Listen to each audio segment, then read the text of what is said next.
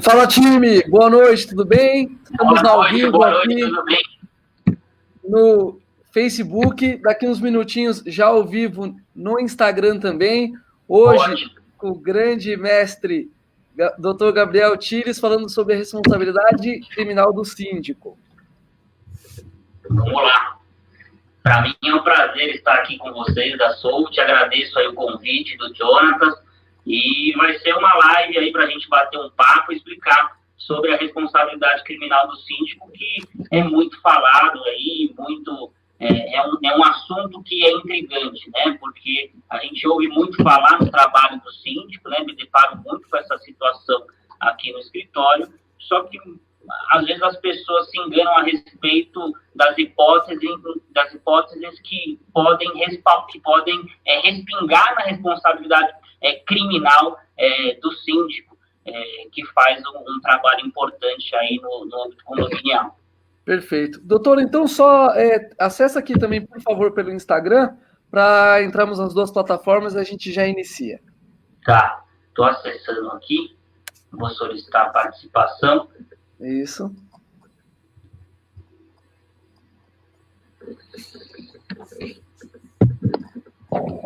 Aqui está acessando.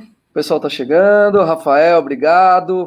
Flávia, seja bem-vindo. O Robson também está chegando. Pronto. O meu está conectado aqui já. Perfeito. Agora sim, nas duas plataformas. Doutor, então, só recapitulando aqui, agradecer demais a sua presença, o seu tempo aqui para compartilhar aqui com a nossa audiência. É uma alegria para nós recebê-los. Esse que é um tema, o pessoal deve estar até estranhando, porque, em geral, nossas lives acontecem às terças-feiras e aos sábados. Mas a sua live foi tão pedida, especialmente depois daquela aula que você gentilmente também ministrou lá no nosso curso, que tivemos que antecipar aqui para que você também participasse daqui. Então, muito obrigado mais uma vez e eu deixo à vontade para você falar com o pessoal. Eu que agradeço aí, realmente, depois daquela aula do curso da Soult, muitas pessoas entraram em contato comigo, né, para realmente pedir algumas explicações a mais sobre a responsabilidade criminal do síndico. Foi aí, então, que eu informei a você essa notícia, e você, então, me convidou para participar dessa live. Aí, então, eu novamente agradeço a oportunidade, e para mim é mesmo uma satisfação, uma honra estar aqui nessa live da Soult. Obrigado, doutor. E o que a gente tem feito, doutor, que tem sido muito bacana, antes de efetivamente a gente entrar nesse conteúdo que é denso, né? A gente tem dado oportunidade para o profissional que vem aqui, que nós recebemos, falar um pouquinho de como começou a carreira, de qual foi o momento que ele se decidiu, né, pela parte de direito, especialmente no seu caso, que ainda é criminal, tão temerário. Então, conta para nós, por favor, um pouquinho da sua trajetória, como que você iniciou. Na realidade, Jonatas, eu sempre gostei do direito, né? Uhum. E a escolha do curso, né? Quando a gente começa a pensar em que curso a gente vai fazer, normalmente a gente não tem muita certeza daquilo, né? Nós escolhemos aí o curso que a gente vai fazer muito cedo. Mas, felizmente, eu tenho certeza que eu acertei na escolha, né? E acertei novamente quando eu escolhi depois o direito, a área do direito que eu iria trabalhar, que foi o direito penal, né? A minha relação com o direito criminal, ela vem desde os tempos da faculdade, né, onde meu primeiro estágio remunerado, porque antes dele eu estagiei de forma não remunerada também. Sim. Né, o meu primeiro estágio remunerado, ele foi num escritório de direito criminal, e um dos sócios, naquela época, hoje é o meu sócio aqui no escritório. Então, quer dizer, o meu primeiro estágio na faculdade foi com direito criminal. Lógico que depois eu estagiei, eu trabalhei em outros lugares, né? Trabalhei também no Ministério Público, e quando eu terminei a faculdade, veio, então, a minha relação com os condomínios, né? Porque eu terminei a faculdade de Direito e fui convidado a trabalhar numa administradora de condomínios, que hoje é uma administradora de grande porte, né, aqui em São Paulo. Fiquei um tempo nessa administradora, né, no setor jurídico, respondendo aí pela empresa. Eu fazia cobranças, fazia pareceres para a empresa, e depois dessa relação minha com o direito condominial dentro dessa administradora, eu rumei novamente para um escritório de direito penal, que é o escritório hoje, que é meu escritório, que eu sou sócio, e, portanto, eu tenho essa relação, né, tanto com o direito condominial, mas criminal, e também com o direito penal, propriamente dito, e aí que sai um pouquinho do âmbito condominial. Sim, que legal, doutor. Então, na verdade, desde o princípio aí, você acabou sendo direcionado para essa parte criminal, que, como eu mencionei no início, né, é um pouco temerário. Eu que estou no mercado há tempos, a gente vê que essa parte do direito criminal em si, ela é muito pouco abordada, né? Talvez você não tenha visto, enfim, mas as últimas semanas nós entrevistamos então um advogado especialista em parte de cobrança extrajudicial, depois nós entramos na parte mais do direito trabalhista. Então, essas esferas elas estão mais cobertas, vamos dizer assim, no âmbito condominial. Agora, a parte criminal é realmente mais escasso. Você acha que... Por qual razão seria isso, doutor? O que você imagina? Por que essa área no direito criminal do síndico, embora seja tão importante, nós vamos falar isso ao longo aqui, mas é uma curiosidade que alguns até me perguntaram, poxa, que tema interessante, não é tão comum ouvir se falar de criminal, enfim. Por que o doutor acha que em âmbito condominial fica num segundo plano, vamos chamar assim, embora seja tão importante?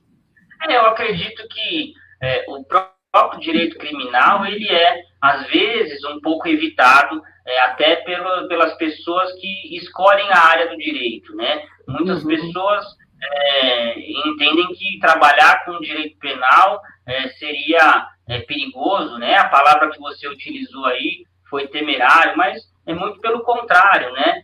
Quando a gente trabalha com direito penal, a gente trabalha para defender direitos, né? Ninguém defende crime, né? A gente defende aí a Constituição, os direitos da pessoa, né? Como o advogado trabalhista que defende os direitos do trabalho, né? Ele não defende efetivamente a história de um ou de outro, mas ele defende os direitos que aquele trabalhador vai ter. Isso também acontece no direito civil. E propriamente dizendo aí a respeito do direito condominial, realmente nós temos hoje muitos especialistas no direito condominial, no âmbito civil, né, no âmbito trabalhista, mas quando a gente fala em direito criminal em relação ao direito condominial, nós não temos muitos advogados que falam nesse tema, porque na realidade o direito criminal ele é muito vasto, né, ele é muito amplo.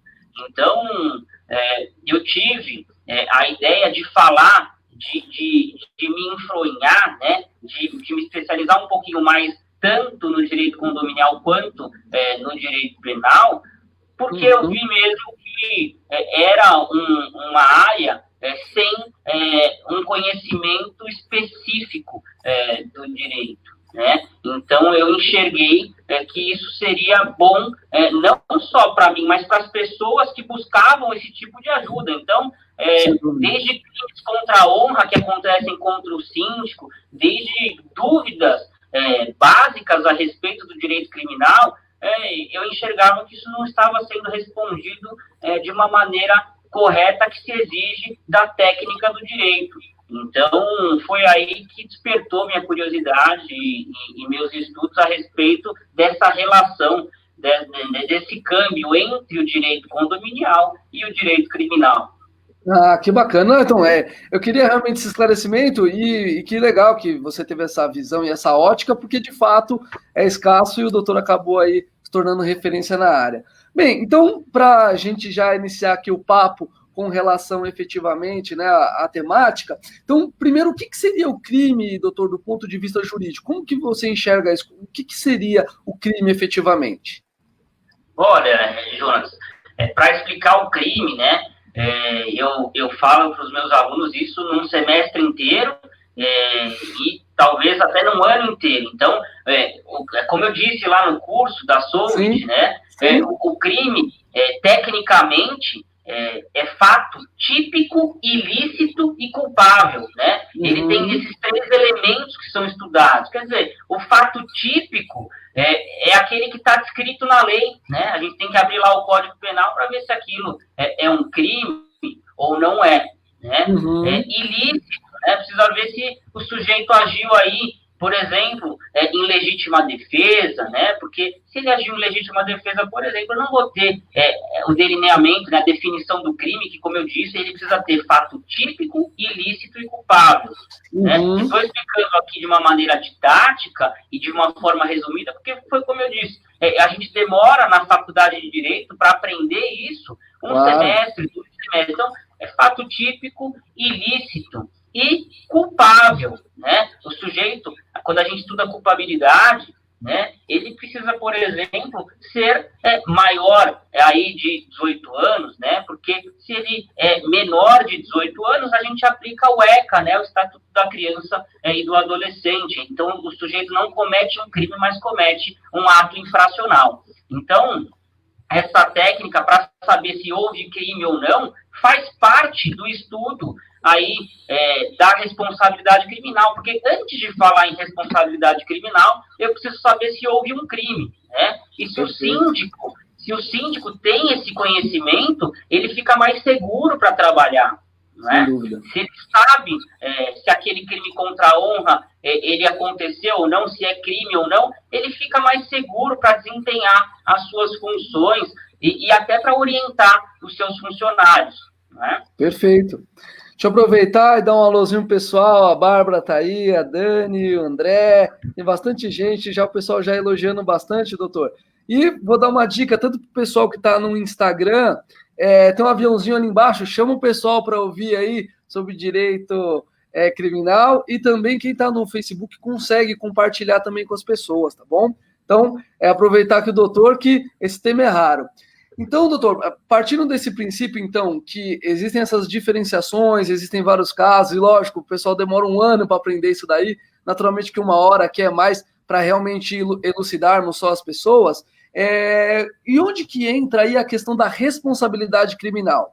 Então, a partir do momento que eu definir, né, de acordo com esses critérios, que é um crime, em que momento que entra a responsabilidade criminal?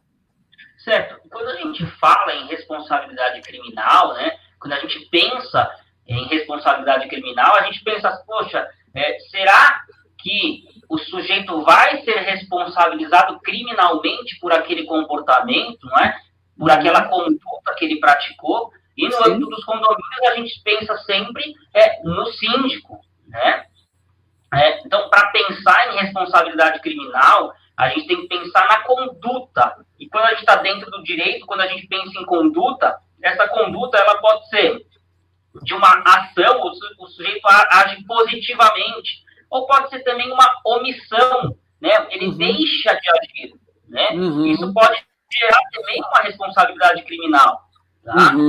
A conduta também, como muito se ouve, ela pode ser dolosa, né? Praticada com a intenção, né, de praticar efetivamente o crime. Então, ela é dolosa, né? O dolo é a vontade livre e consciente de praticar aquele resultado. E também a conduta, ela pode ser culposa, né? O que é a culpa, que muito se ouve falar aí nos jornais? O crime foi culposo, foi doloso. Então, a culpa é uma conduta ou imprudente, ou negligente, ou imperita, né? Então, por exemplo, uma conduta negligente no âmbito dos condomínios, como exemplo, ela pode ser daquele sujeito que deixou de utilizar os equipamentos de segurança numa obra, né? E se acontece um acidente, aí precisa verificar quem realmente é o responsável por aquilo. Então, quando a gente fala em responsabilidade, voltando aí à sua pergunta, é importante ter esse conjunto, né? Essa ideia do todo, né? De conduta. Porque sem analisar isso, eu não posso afirmar categoricamente que o síndico é o responsável criminal pelo condomínio. Essa afirmação não é uma certeza absoluta, porque, como mesmo você disse, Jonatas, cada caso é um caso. Então, primeiro tem que verificar se houve crime ou não. E, em segundo lugar, eu preciso verificar se há responsabilidade criminal ou não. Né? A responsabilidade criminal, ela é apurada de modo subjetivo. Né? Tá. Isso quer dizer que a gente analisa a conduta. E nesse exemplo, então, que você utilizou, vamos dizer que o síndico contratou a empresa XPTO para fazer lá uma pintura na fachada, enfim, e o funcionário dessa empresa, porventura, veio a despencar ali. Aí, eu sei que ainda vai entrar se veio a óbito ou não, mas enfim, partindo só desse ponto, né, que não utilizou ali o EPI dele de forma adequada e acabou se acidentando. Como que o síndico tem que atuar nessa forma e que preocupação ele deve ter com relação a essa responsabilização dele? Tá. Então, no seu exemplo, houve um acidente de obra, não é Sim. isso? Ele estava lá realizando uma obra e o síndico, no seu exemplo concreto, o síndico tomou os devidos cuidados ou não? Em princípio, ele contratou uma empresa, ele terceirizou isso, né? Tá. Então, isso.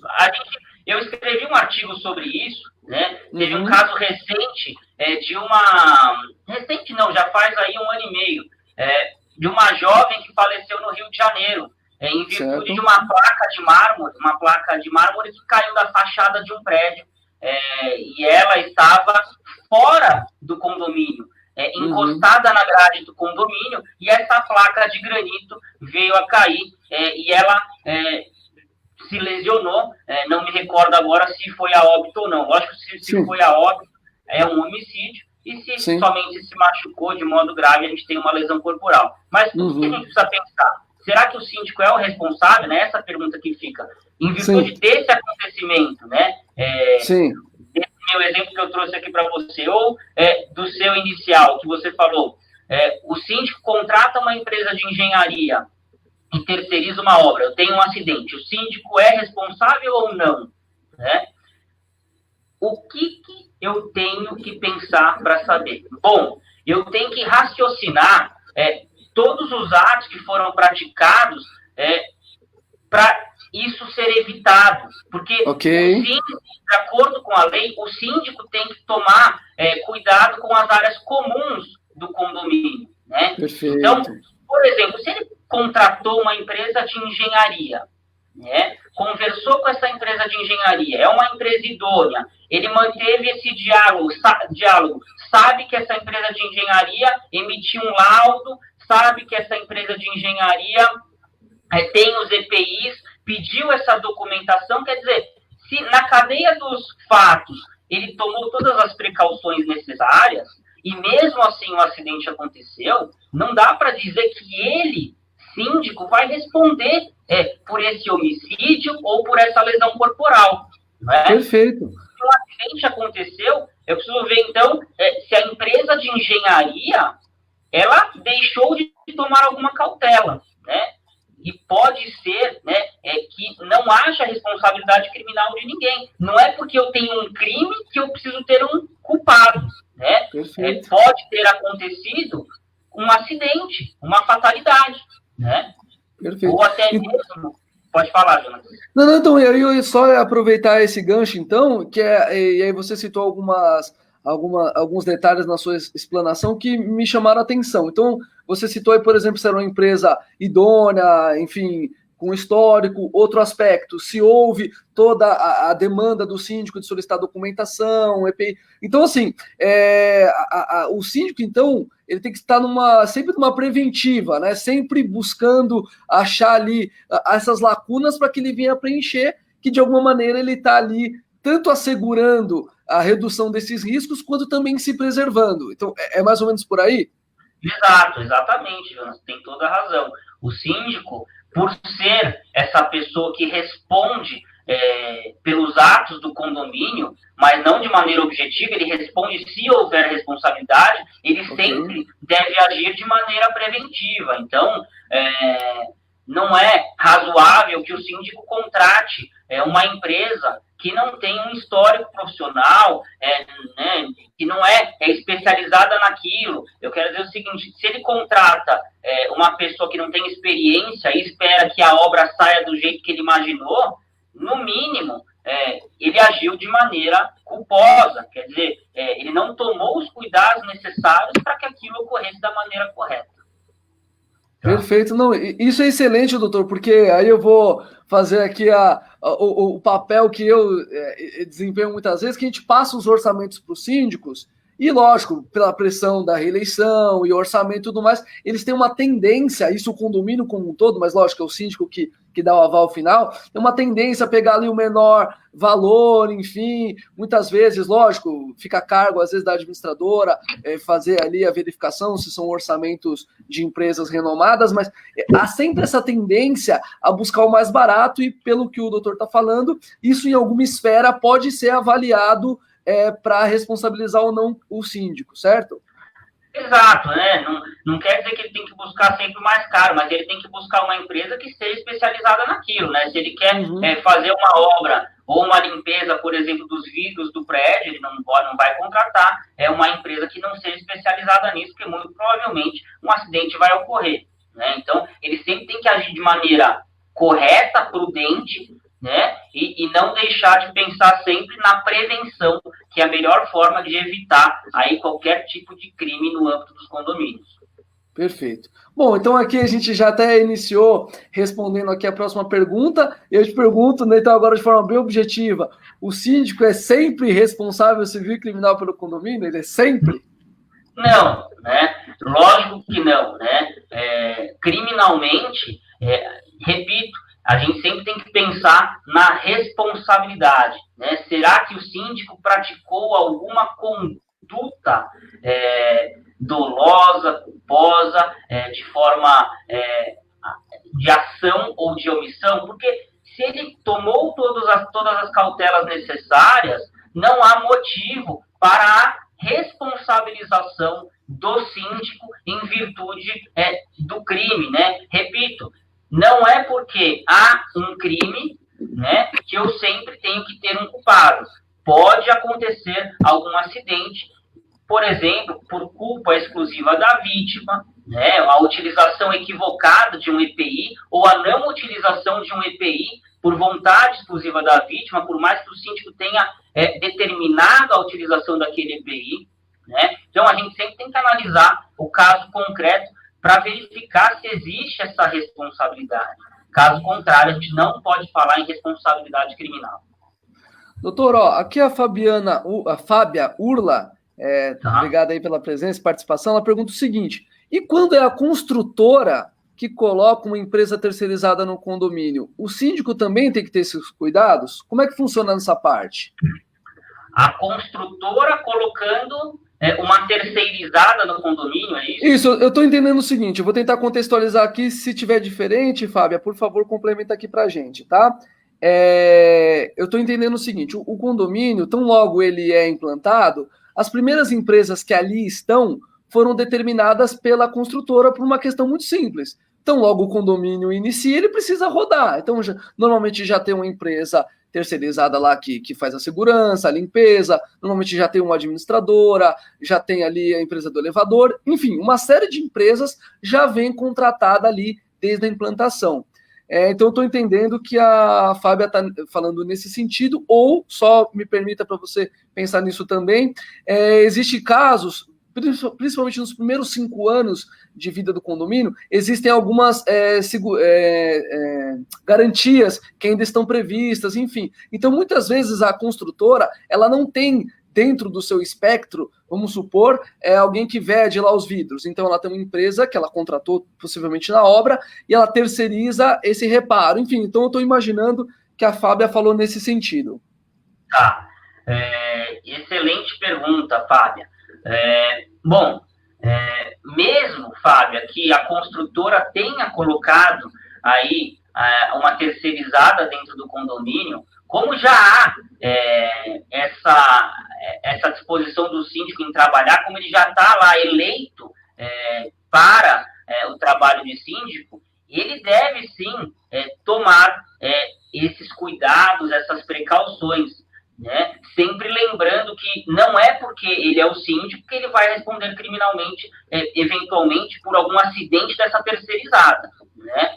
Então, ele deve tomar os cuidados, né? Sempre chamando a atenção da construtora, né? A respeito dos serviços que estão sendo prestados de modo preventivo, né? Porque, lógico, se acontece alguma coisa, a primeira pessoa que vai ser chamada aí, que vão pensar naquele momento, vai ser o síndico, que está lá todos os dias tomando cuidado, cuidando da vida do condomínio. Mas o síndico, repito, por mais que ele seja a primeira pessoa que todos pensam quando se raciocinam a respeito da responsabilidade, não é ele que vai responder criminalmente se ele não praticou nenhuma conduta passível dessa responsabilização. Então, por exemplo, na pergunta aí que veio agora, se esse acidente acontece e o síndico, repito, tomou todas as cautelas necessárias, pode ser que algum funcionário da terceirizada da construtora ou da própria construtora possa ser responsabilizado. Perfeito. Então, nesse caso, vamos dizer assim, ele tem que pedir para a construtora, né? Então, até respondendo aqui a Fábia. Então, a segurança que o síndico tem que ter é perguntar para a construtora. Olha, construtora, esse pessoal que você está colocando aqui, eles estão atendendo aqui essa lista aqui, vamos dizer assim, de obrigações? É mais ou menos por aí que ele pode se proteger? O modo preventivo, ele sempre deve formalizar tudo por e-mail, claro, né? Então, lógico, se ele enxerga alguma coisa no âmbito do condomínio que ele entende que não é correta, né? Naquele momento ele deve mesmo chamar a atenção, porque se alguma coisa acontecer e ele for omisso, né? Aí também pode ser que ele responda, porque ele é o síndico do condomínio. Se ele enxerga alguma coisa incorreta, ele deve agir, né? Veja, a responsabilidade também se dá por omissão. Então, ele sempre deve agir, né? Então, se ele enxerga algum fato aí que está sendo praticado por essa terceirizada da construtora, tá? Ele tem que, na hora, naquele momento, né, pega lá o celular, manda um e-mail para a construtora, manda um e-mail, redige lá o e-mail bonitinho, o fato que está ocorrendo, porque amanhã, se acontece alguma coisa, ele tem lá um e-mail para mostrar, olha, eu vi, eu chamei atenção, eu sugeri trocar o funcionário, né, poderia acontecer um acidente, de fato ocorreu, não me omiti. Então, aí, a responsabilidade, ele acaba se prevenindo, afastando a responsabilidade criminal dele. Perfeito. Deixa eu aproveitar aqui e agradecer o Fernando, o Alexandre está por aí, o Reinan fez uma observação aqui, agradecer a todos. Está sendo muito proveitoso até o momento. E aí, doutor, chegando aqui mais ou menos na metade aí do nosso papo, você tinha guardado alguns casos práticos de apropriação indébita, estelionato, enfim. Conta um pouquinho para a gente dessa sua experiência, de alguma coisinha nesse sentido, para a gente ilustrar aqui casos reais. Tá, vamos lá. Casos reais. Olha, uma das coisas que é muito recorrente no âmbito dos condomínios, e tem guarda muita relação com o direito penal técnico, né? Aquela reclamação dos condôminos, no sentido de que o sujeito, durante uma assembleia de condomínios, ele não anotou alguma coisa na ata, né? Sim. Então, isso é muito comum no âmbito dos condomínios, o sujeito esquecer de anotar alguma coisa na ata, né? Não foi uma conduta dolosa, com intenção, né? Sim. Foi uma conduta, a assembleia aconteceu, a ata foi redigida e ela acabou sendo registrada de uma maneira que um dos pontos foi esquecido e um dos condôminos acabou achando que aquilo foi feito de modo doloso, ou seja, com a intenção de prejudicar o direito de alguém do condomínio, né? E o que acontece? Muitas pessoas, quando pensam nisso, pensam, nossa, eu vou registrar um boletim de ocorrência, eu quero tomar alguma medida em virtude desse fato, né? Então, isso tem muito a ver com o direito penal técnico, por quê? Porque não existe esse crime de falsidade da ata, né, que seria um crime aí, de falsidade ideológica, esse crime não existe se ele é culposo, ele não tem uma falsidade culposa, né? Então, se o sujeito que é encarregado de registrar aquela ata, de redigir aquela ata, ele o fez da melhor maneira possível, mas se esqueceu de colocar um ponto, né, essa ata deve ser retificada, não deve ser tomada nenhuma precaução no âmbito criminal, até porque isso não vai levar a nada, né? Então, isso a gente vê muito, essas reclamações, e o que eu sempre sugiro para os condôminos e para os síndicos é tentar chegar num diálogo, ao invés de sempre recorrer aí para as instituições policiais.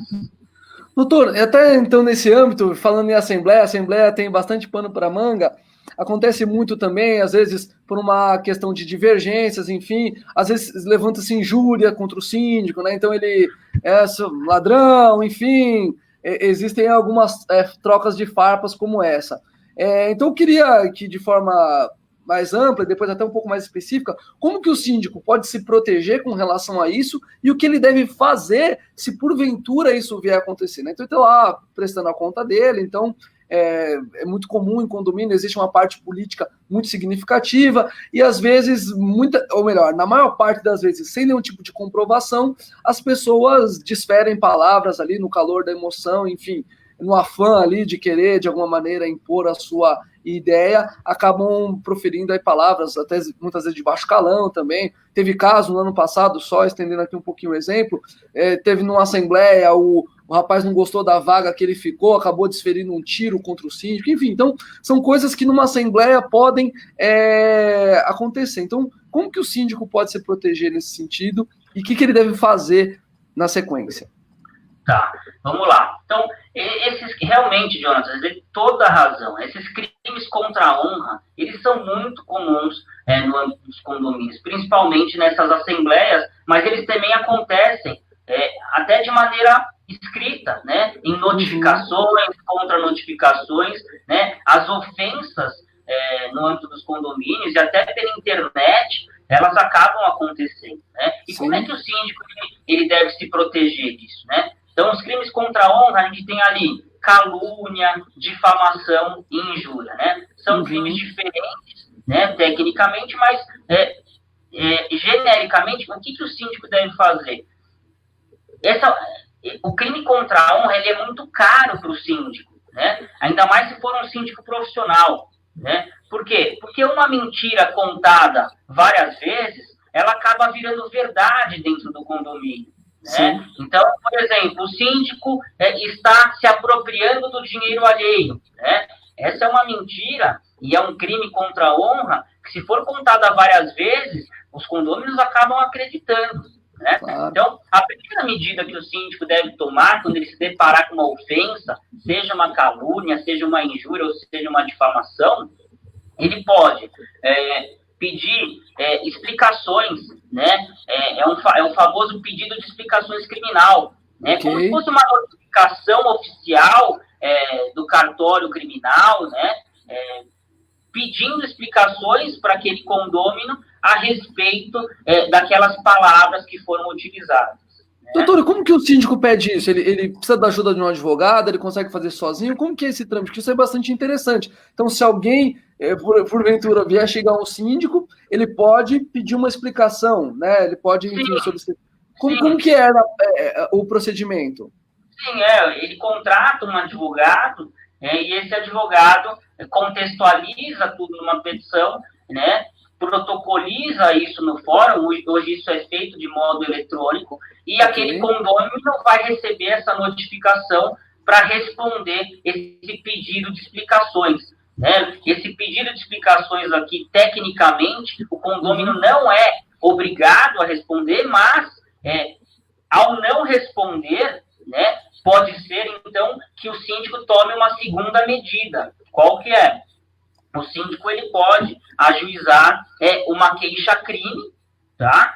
Em virtude da ofensa. Então, ele protocoliza aqui uma petição dirigida ao juiz criminal narrando aquele crime. Né? E aí o sujeito ele vai responder o crime ou por calúnia, ou por difamação, ou por injúria, dependendo da palavra, do termo que ele utilizou em face do síndico que foi ofendido. Tá? E na sua experiência, essa ferramenta, ela tem tido efetividade? Então, por exemplo, o síndico que sofria ali algum tipo de difamação, calúnia, ele lança a mão desse recurso. Você tem sentido na sua experiência que há um arrefecimento ali dos ânimos? De fato, isso tem surtido um efeito prático bacana? Sim, sim.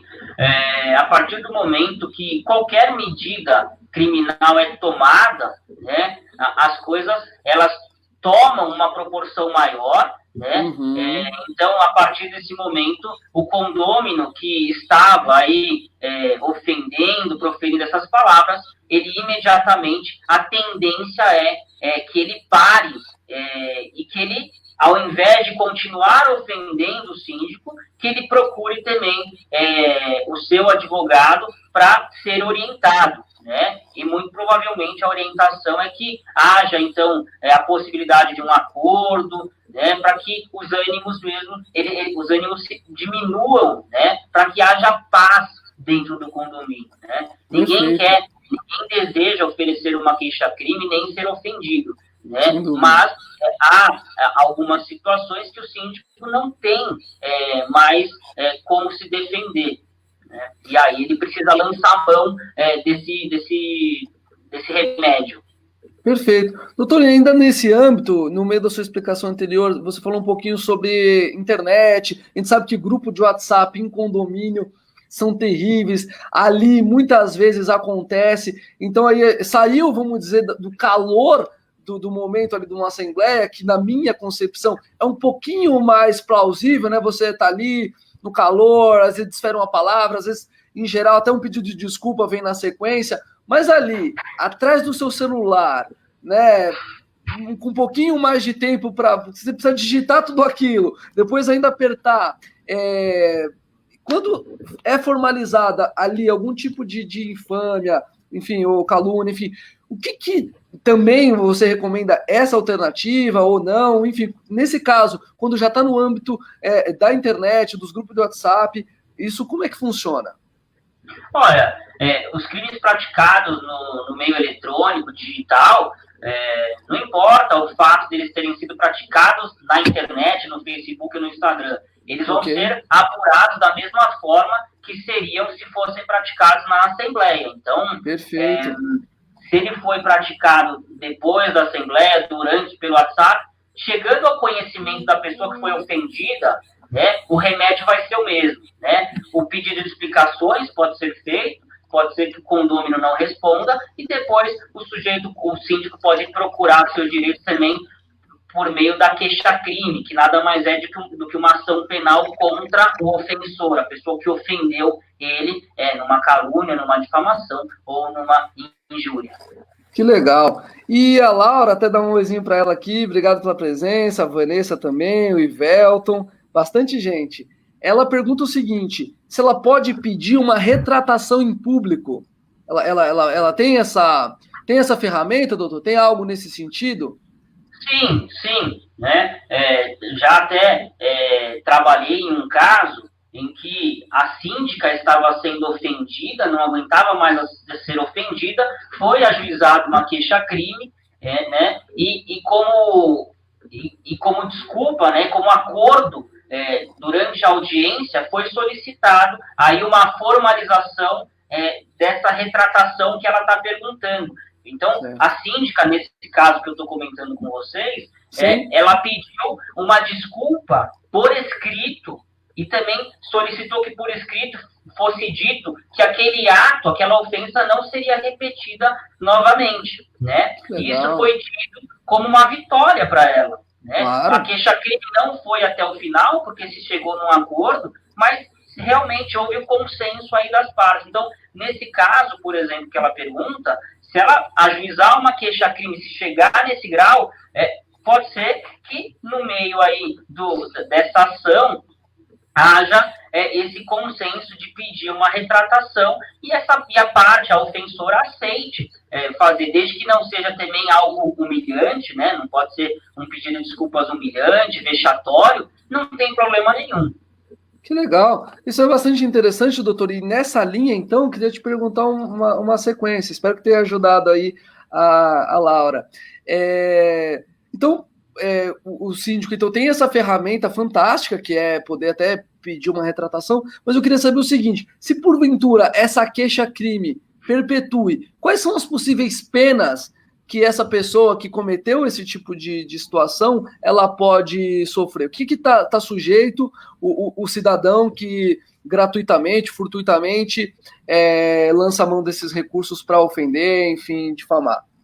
Olha, o nosso Código Penal ele não trata esses crimes contra a honra de uma maneira grave, né? Tá. Então, o que vai acontecer, no final das contas, para o direito penal, é que o sujeito vai fazer aí uma transação penal com o Ministério Público. Ninguém aqui, pelo crime contra a honra, vai acabar atrás das grades. Mas o fato é que ele pode, eventualmente, se for condenado no final, se não fizer nenhum acordo com o Ministério Público ou com a parte, ser condenado, né, criminalmente, e aí perder a sua primariedade, né? E aí ele vai ter que aí arcar com as consequências disso, mas não vai acabar no presídio, né? Isso não acontece, porque o crime contra a honra, repito, ele não é tido como um crime grave pelo Código Penal, né? As penas aqui são ínfimas, são pequenas, e em virtude disso também se possibilita esse acordo, né, que é a transação penal, é uma infração aí potencial de menor potencial ofensivo. Tá? Então, aqui, a consequência, por mais que haja um processo criminal, ela não é grave. Não, mas de qualquer maneira, até pela experiência que você citou há pouco, na verdade isso já de alguma maneira faz a pessoa pensar duas vezes antes de voltar a praticar algo similar, né? Então, ainda que ela não vá presa, ela tem uma sanção, chega a ser financeira em alguma esfera, cesta básica, algo nesse sentido? E por mais que o direito penal ele não tenha esse objetivo patrimonial, o acordo durante uma audiência dessas, de crime contra a honra, ele pode tratar de uma indenização para a ofendida, para o síndico ofendido. Né? Não tem problema nenhum que nessa audiência criminal isso seja solicitado. Ah, perfeito. Legal. Bom, e aí já indo para essa esfera, né, vamos falar um pouquinho dos crimes que acontecem dentro do condomínio, vamos dizer, sonegação fiscal, esse tipo de questão. Como que abrange, como que se defende dessa situação, como que se previne?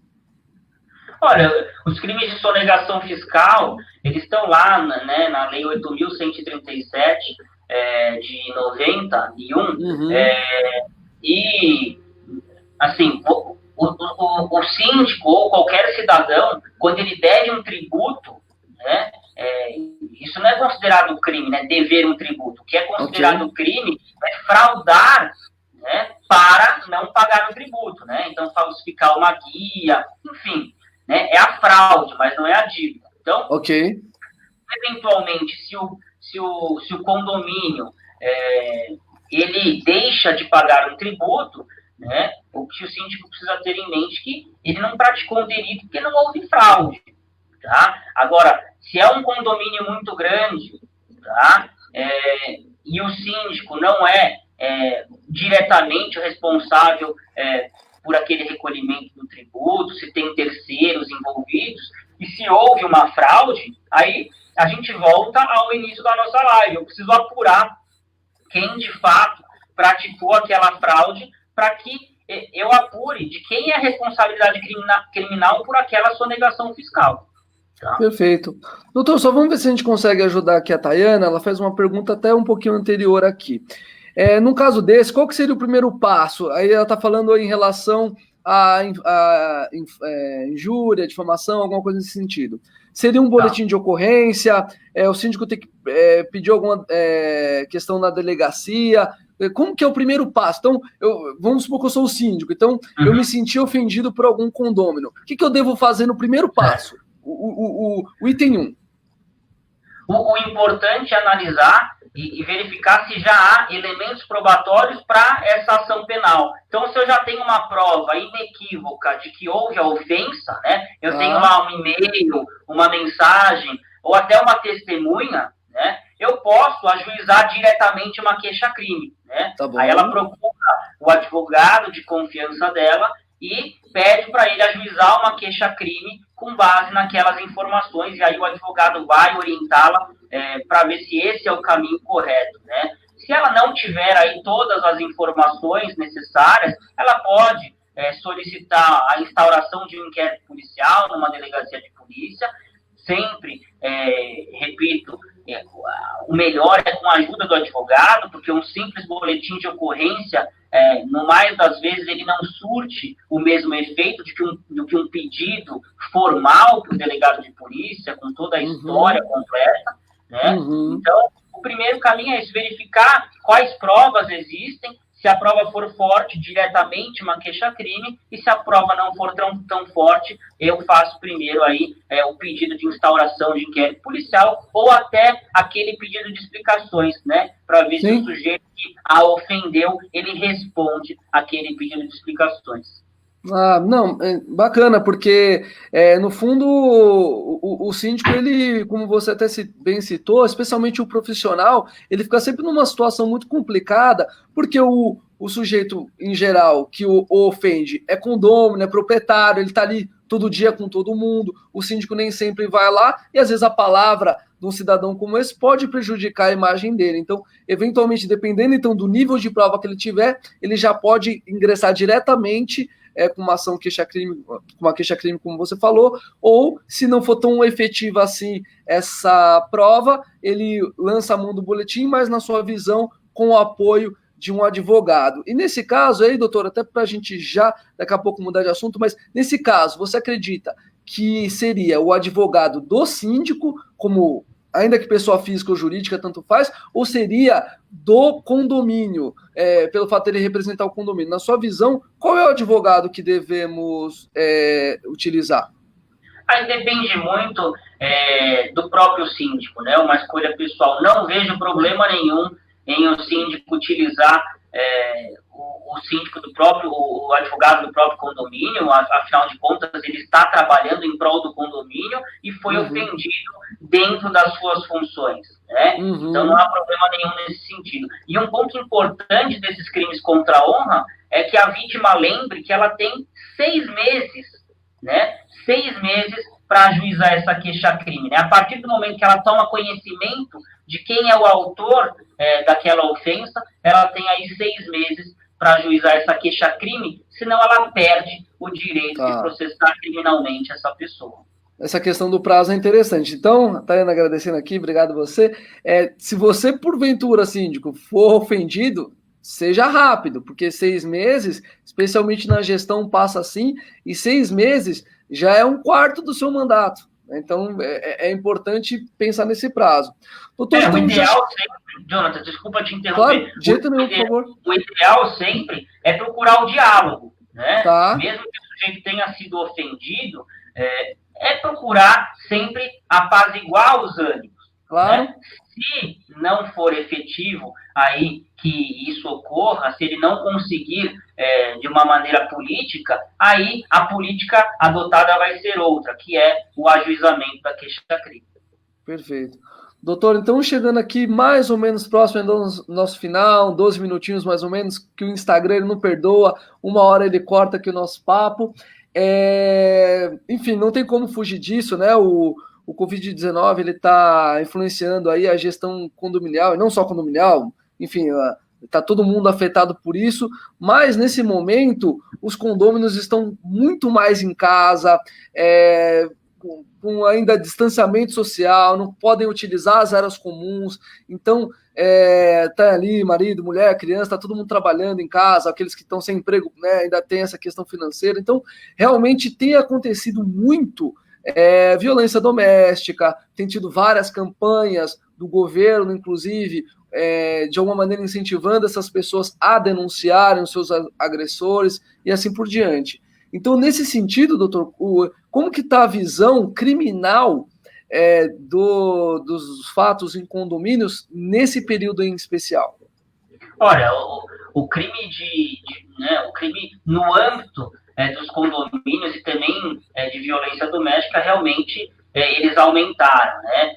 A própria mídia, tanto televisiva quanto na internet, realmente eles têm levantado essa bandeira do aumento desses crimes. E o fato é que realmente eles aumentaram e até a demanda dos escritórios aumentaram nesse sentido.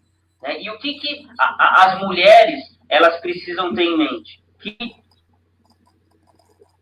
efetivada uma violência no âmbito das suas casas, em virtude desse nervosismo, né, dessa pandemia, né, de novo, né, o primeiro ato da mulher que está sendo violentada, ela pode realmente ligar para a delegacia de polícia, ela pode solicitar a ajuda do vizinho, e as medidas técnicas a serem tomadas, que mais se vê hoje em dia, são as tais das medidas protetivas. Tá? O que são essas medidas protetivas no âmbito da lei Maria da Penha? Né? Então, a mulher vai até a delegacia de polícia, né? Ou pede para o seu advogado acompanhá-la numa delegacia de polícia e pede que aquele agressor, né, ou o seu companheiro, né, pode ser o agressor ou o seu marido, que ele se afaste da residência, né? Existem diversas medidas protetivas para proteger as mulheres que estão sendo violentadas no âmbito da violência doméstica, da Lei Maria da Penha. Né? É uma lei efetiva, tá? Que causa bastante temor aí nos agressores, tá? Porque realmente ela funciona. Né? É uma lei que funciona notadamente por causa dessas medidas protetivas, como, por exemplo, o afastamento do lar, né? A proibição de um porte de arma, são várias, a proibição até de contato com a vítima, são várias medidas que podem ser tomadas, né? E como a gente vive esse momento de pandemia, realmente isso aumentou bastante. Doutor, e nesse sentido, também saiu há pouco uma lei, um projeto de lei, enfim, algo obrigando ou determinando que o síndico faça essa denúncia, né? E aí, lógico, tem sempre dois aspectos com relação a isso, né? Existe aquela máxima, briga de marido e mulher não se mete a colher, enfim, não vou entrar no mérito aqui do dito popular, mas quero entrar na seguinte esfera. Como que o síndico pode ali identificar se está havendo... essa lei, não sei como que ela foi, né, concebida, mas o síndico fica realmente numa situação complicada, porque basta atribuir para ele essa responsabilidade de uma eventual denúncia, enfim. Como que é a sua visão com relação a esse detalhe? Porque agora, enfim, ficou para o síndico também mais essa atribuição. Jonatas, eu não vejo com bons olhos essa atribuição para o síndico, né? O síndico já tem aí bastante trabalho, o síndico ele não é onipresente, ele não está toda hora em todo lugar.